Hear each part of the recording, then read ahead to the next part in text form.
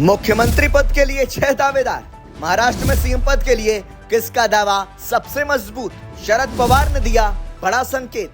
जैसे जैसे महाराष्ट्र विधानसभा चुनाव की तारीख नजदीक आ रही है, वैसे वैसे चुनावी घमासान और भी तेज होता जा रहा है।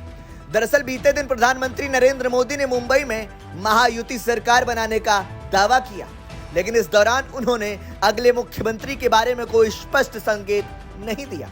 पीएम मोदी ने मुख्यमंत्री एकनाथ शिंदे की तारीफ की, लेकिन ये नहीं बताया कि क्या शिंदे ही अगले मुख्यमंत्री होंगे। मोदी का यह कदम राजनीतिक अटकलों को जन्म दे सकता है, क्योंकि इसी तरह का बयान देवेंद्र फडणवीस के बारे में भी पहले दिया गया था। दरअसल महाराष्ट्र में विधानसभा चुनाव के बाद मुख्यमंत्री पद के लिए महायुति और महाविकास आघाड़ी दोनों के पास 3-3 दावेदार हैं। महायुति में एकनाथ शिंदे, देवेंद्र फडणवीस और अजित पवार के नाम पर चर्चा है, जबकि महाविकास आघाड़ी में उद्धव ठाकरे, नाना पटोले और सुप्रिया सुले के नाम सामने आ रहे हैं। महायुति में बीजेपी 149 सीटों पर लड़ रही चुनाव।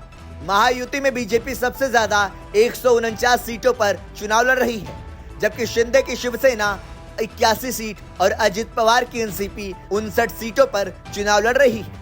बीजेपी के पास अकेले बहुमत से अधिक सीटें हैं, जो उसे प्रमुख भूमिका में बनाए रखता है। ऐसे में सवाल उठता है कि मुख्यमंत्री पद के लिए कौन सा नाम तय होगा। शरद पवार ने दिया संकेत। महाविकास आघाड़ी में कांग्रेस उद्धव ठाकरे को मुख्यमंत्री बनाने में आड़े आ रही है। दरअसल उद्धव ठाकरे ने 2019 में कांग्रेस की कम सीटों को देखते हुए नाना पटोले को मुख्यमंत्री नहीं बनने दिया था। वहीं अब शरद पवार ने संकेत दिया है कि वो अपनी पार्टी के लिए मुख्यमंत्री की उम्मीदवारी पर विचार कर सकते हैं।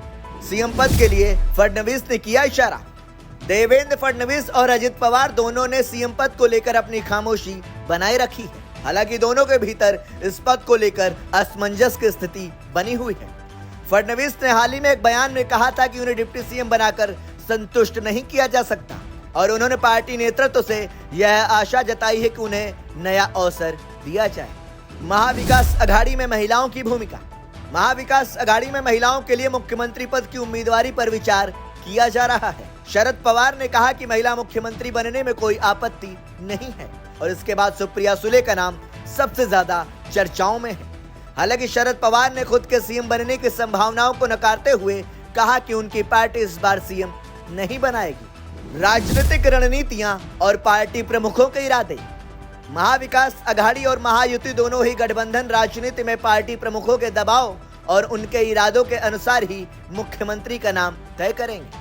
वहीं कांग्रेस ने उद्धव ठाकरे के मुख्यमंत्री बनने की इच्छाओं को दबाने में प्रमुख भूमिका निभाई है। हालांकि अब सभी की नजर 23 नवंबर को चुनाव परिणाम पर टिकी है, जिसके बाद ही तय हो पाएगा कि महाराष्ट्र का महारथी कौन होगा। ब्यूरो रिपोर्ट, संदेश वाहक।